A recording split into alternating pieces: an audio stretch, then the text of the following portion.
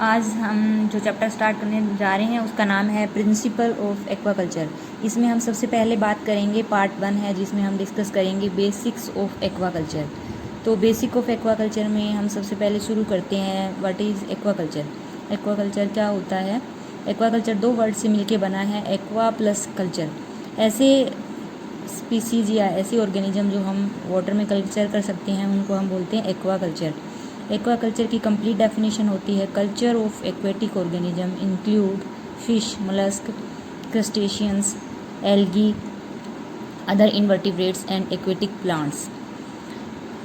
अब 3 टाइप्स के वाटर में हम एक्वाकल्चर कर सकते हैं। Number 1 fresh water, number 2 brackish water, number 3 सी वाटर या फिर उसको हम कह सकते हैं मेराइन वाटर। सबसे पहले हम डिस्कस करते हैं what is fresh water. Fresh water होता है जो उसके अंदर साल्ट कंसनट्रेशन होती है वो 0.05 ppt होती है। और इसके अंदर जो वाटर बॉडीज आते हैं उनके एग्जांपल हम देखते हैं rivers, ponds, tanks, lakes, canals and reservoirs.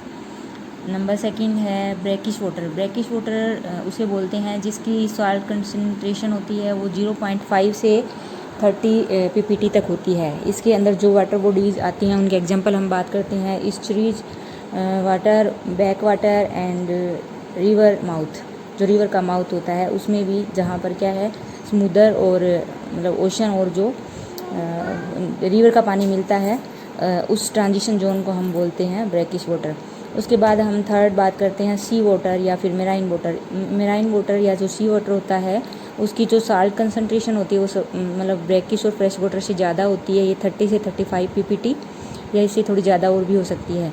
इसके अंदर जो वाटर बॉडीज़ आती हैं उसके एग्जांपल हम देखते हैं। इसमें एंटार्कटिक का पार्ट और आर्टिक का एरिया आता है जो पोलर रीजन में प्रेजेंट होता है और कोरल रीफ भी इसी में कवर हो जाता है। अब यहाँ पर हम एक नोट देखते हैं कि जो हमने यहाँ पर यूज़ किया है ppt उसकी फुल फॉर्म होती है पार्ट पर थाउजेंड्स और ppm की फुल फॉर्म होती है पार्ट पर मिलियन। इसमें हम जो साल्ट कंसनट्रेशन होती है वो इस यूनिट में हम मेजर करते हैं।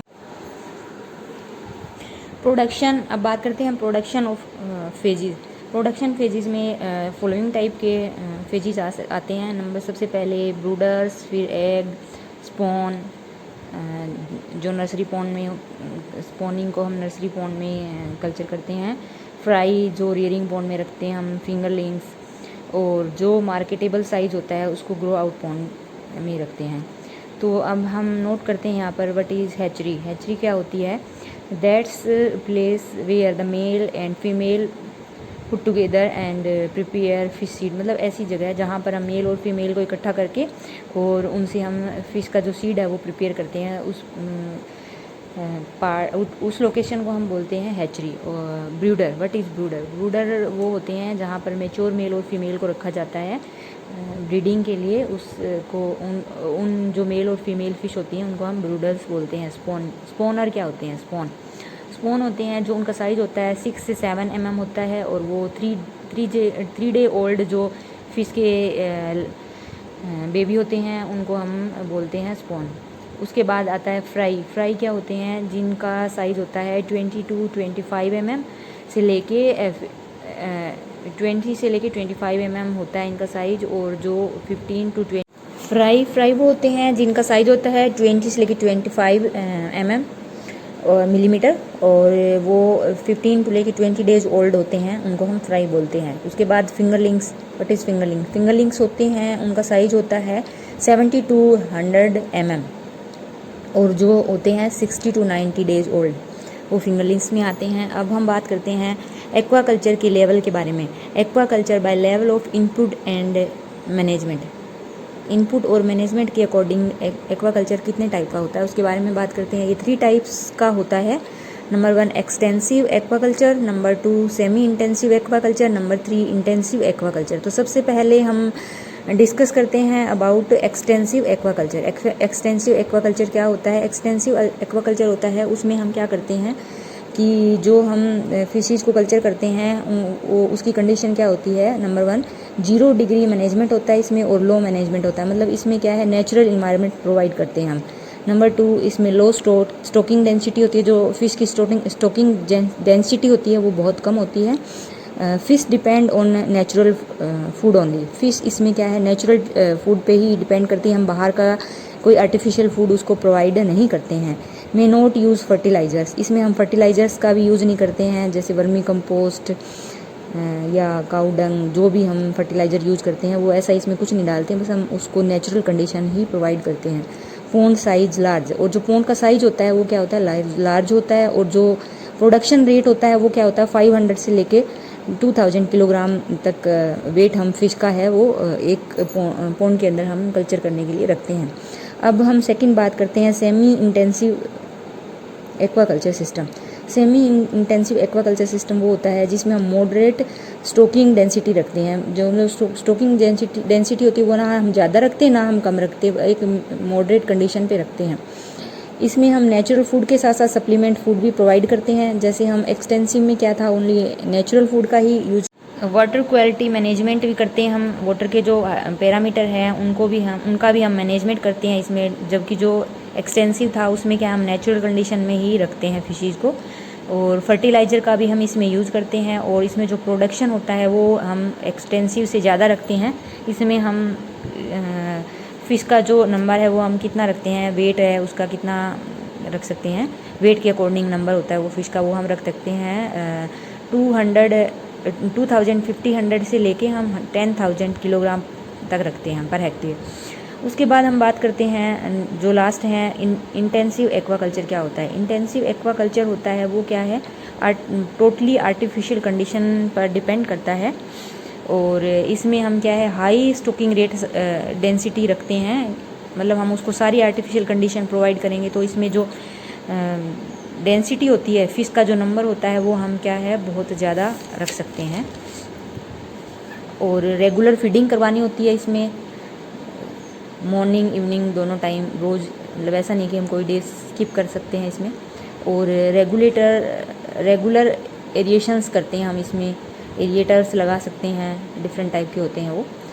तो ये हमने डिफरेंट लेवल ऑफ एक्वाकल्चर के बारे में बात की थी। अब नेक्स्ट हम बात करते हैं कैंडिडेट स्पीसीज सिलेक्शन क्राइटेरिया। हम किस टाइप की स्पीसीज़ का सिलेक्शन करते हैं।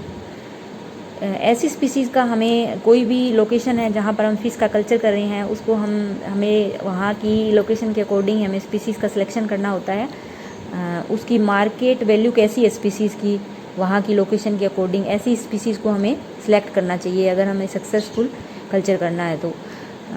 Types of water in area where farm is to be located, मतलब कैसी जगह पे हम वाटर का जो वाटर है वो कैसा है जहाँ पर हमने फार्म इस्टेब्लिशमेंट किया है फ़िश को कल्चर करने के लिए, उसका भी हमें ध्यान में रखना होता है। एबिलिटी ऑफ द सीड की एबिलिटी वहाँ पर कैसी है, सीड हमें फ़िश का मिल सकता है या नहीं मिल सकता, कौन सी फ़िश का जो हम स्पीसीज सेलेक्ट कर रहे हैं उसका फीड यहाँ पर अवेलेबल है या नहीं, ये भी हमें ध्यान रखना होता है। और availability of the feed and other inputs, और वहाँ पर फीड भी हमें अवेलेबल हो सकता है यानी वो मतलब लोकेशन कितनी दूर है फीड की अवेलेबिलिटी के लिए, और अदर इनपुट्स जो हम उसको प्रोवाइड करेंगे वो भी वहाँ पर हमें मिल सकते हैं या नहीं, इस बात का भी हमें ध्यान में रख के वहाँ पे फ़िश की स्पीसीज़ को कल्चर मतलब सेलेक्ट करना चाहिए। फास्ट ग्रोथ रेट होनी चाहिए, जो भी हम फ़िश की स्पीसीज़ को सिलेक्ट करेंगे उसका जो ग्रोथ रेट है वो फास्ट होना चाहिए ताकि it should be able to feed on the natural and artificial food, मतलब ऐसी फिश स्पीसीज होनी चाहिए जो दोनों तरह के फूड को खास के नेचुरल को भी और आर्टिफिशियल फूड भी प्रोवाइड करें तो उसको भी वो खा ले। It should have resistance to disease, इस स्पीसीज़ के पास डिजीज़ के लिए रेजिस्टेंस होनी चाहिए। ये मतलब ऐसे ही फिश सिलेक्शन स्पीसीज़ का सिलेक्शन नहीं करना चाहिए कि उसको बहुत जल्दी डिजीज़ अफेक्ट करती हो। फिश शुड बी टेस्टफुल, जो फ़िश की वैरायटी जो स्पीसीज़ हम सिलेक्शन करने जा रहे हैं वो क्या होती है, टेस्टफुल होनी चाहिए, मतलब बहुत ज़्यादा टेस्टी होनी चाहिए, कंज्यूमर को अट्रैक्ट करने वाली होनी चाहिए और उसकी मार्केटेबल वैल्यू हाई होनी चाहिए। तो ये चीज़ें ध्यान में रख के हमें फ़िश की स्पीसीज़ को सिलेक्ट करना चाहिए कल्चर करने के लिए।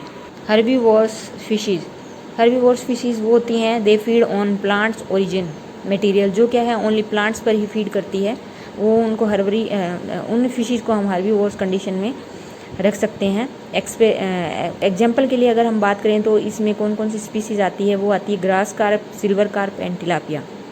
ओमनीवोर्स फिशीज़ वो होती हैं जो प्लांट मटेरियल पर भी फीड कर सकती है और एनिमल मटेरियल पर भी फीड कर सकती है।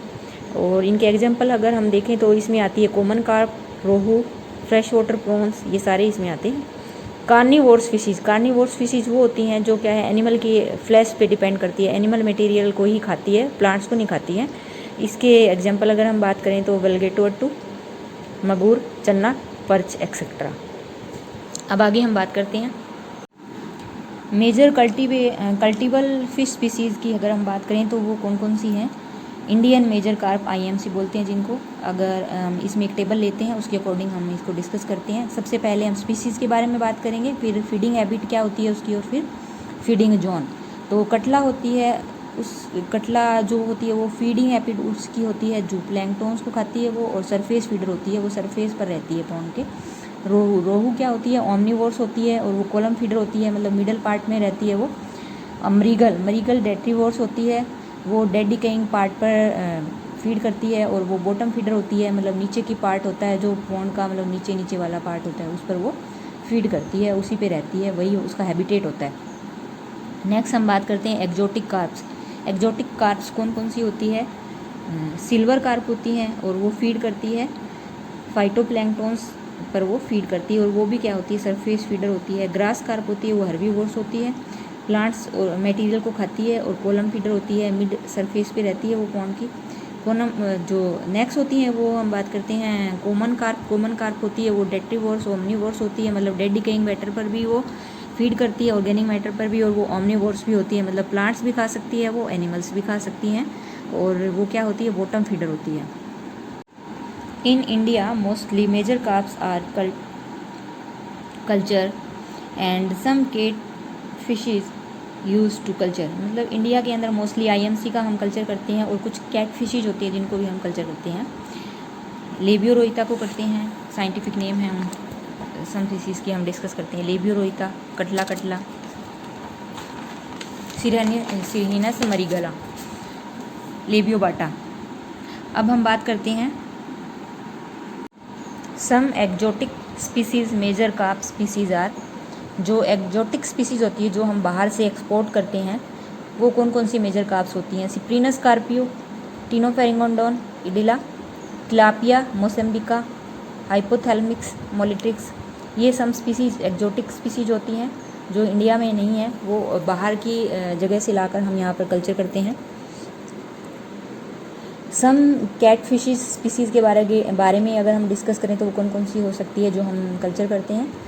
क्लेरियस मगूर, हिटोनोक्स fossilis, Wallago attu. Some other species are Anabas testudineus, Channa species. Some cold water species की अगर हम बात करें तो वो होती है ट्राउट और मासीर। सम सेल फिशेज, जो सेल फिशेज होती है मोलस्क वाली फिश, मोलस्का होते हैं जो हम कल्चर करते हैं उनको हम सेल फिशेज में कंसीडर करते हैं। वो कौन कौन सी होते हैं फ्रेश वाटर में जो हम कल्चर कर सकते हैं, मतलब मोस्टली इंडिया में फ्रेश वाटर में जो कल्चर करने वाली स्पीसीज़ है उनके बारे में हम डिस्कस कर रहे हैं। Fresh water prawn, fresh water mussels, उनको भी हम कल्चर करते हैं, ये मोस्टली स्पीसीज़ कल्चर की जाती है इंडिया में। अब प्लैंक्टन्स होते हैं वो कौन कौन सी हम कल्चर करते हैं उसके बारे में बात करते हैं। मोस्टली जो इंडियन फ्रेश वाटर कल्चर है उसमें जो प्लैंक्टन हम कल्चर करते हैं उनके बारे में हम डिस्कस करते हैं। माइक्रोस्कोपिक, ये क्या होते हैं माइक्रोस्कोपिक ऑर्गेनिज्म होते हैं, बहुत ही मतलब छोटे होते हैं साइज़ में, एंड प्लांट और एल्गी ओरिजिन के होते हैं ये, जो मेनली 2 टाइप्स ऑफ प्लैंक्टन्स हम यूज़ करते हैं उनके बारे में डिस्कस करते हैं। नंबर 1 फाइटोप्लैंक्टन्स और नंबर 2 जू प्लैंक्टन्स। 2 तरह के प्लैंक्टन हम मोस्टली कल्चर करते हैं। फाइटोप्लैंक्टन्स वो होते हैं जो क्या होते हैं प्लांट ओरिजिन के होते हैं, और जू प्लैंक्टन्स वो होते हैं जो एनिमल ओरिजिन के होते हैं। Thank you. आज हम ये चैप्टर यहीं पर ख़त्म करते हैं, बाकी जो बचा हुआ पार्ट है वो आगे वाले लेक्चर में डिस्कस करेंगे। Thank you for watching my video. अगर आपको अच्छी लगी हो तो शेयर करना, लाइक करना।